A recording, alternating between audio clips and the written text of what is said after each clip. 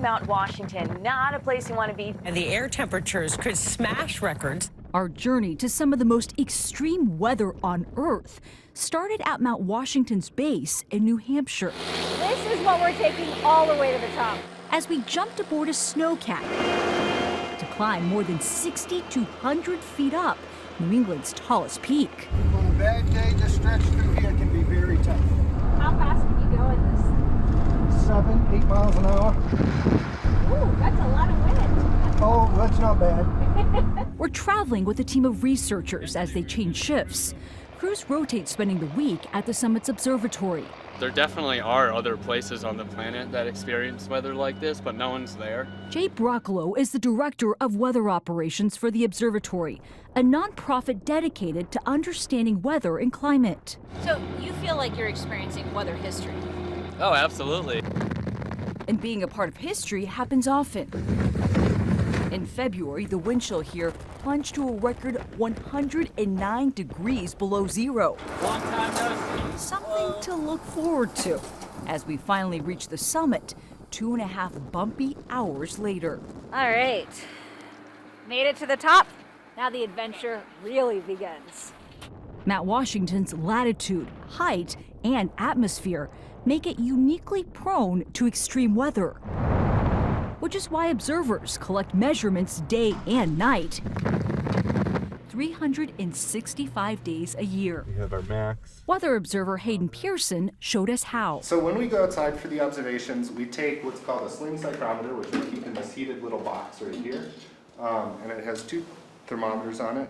Despite advances in technology, it's the same instrument they've been using for 90 years to ensure consistent and accurate record keeping. Researchers head out every hour on the hour to track temperature and humidity. On this day, the wind chill was 22 below zero. How cold does it have to be that you say, I'm not going out there? I don't think there is a too cold. So no limit, you are out here doing this. Every day, every hour. Observers also record wind speed on instruments that feed to the National Weather Service. So when you're up here, you can see 5 states, 2 countries, and 1 ocean. Not too shabby. Not too bad for an office view. So very large area of low pressure developing. From the highest point at the peak, we could also see tomorrow's weather. That's the actual storm front that's working its way in from the southeast. So that's the storm right there. That is the storm, yes. Just 12 hours later, a different scene. This is what it looks like after a snowstorm came in overnight. Visibility right now is 0 because we are in the cloud dropping snow on the land below.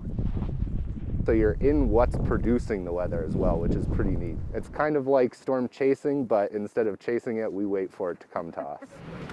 The information they collect and immediately log helps shape forecasts nationwide. Increasing to 35. Building on the work of generations that came before, the observatory maintains what is now one of North America's longest continuous climate records. There are stations that collect information like you do, but they're without humans, without people doing something with it. It's not the same kind of research. Yeah, there's not people there, so a lot of times they'll take that data and just assume it's right because the instrumentation said that's what it is. So there's nothing quite like the human touch. Yeah, exactly.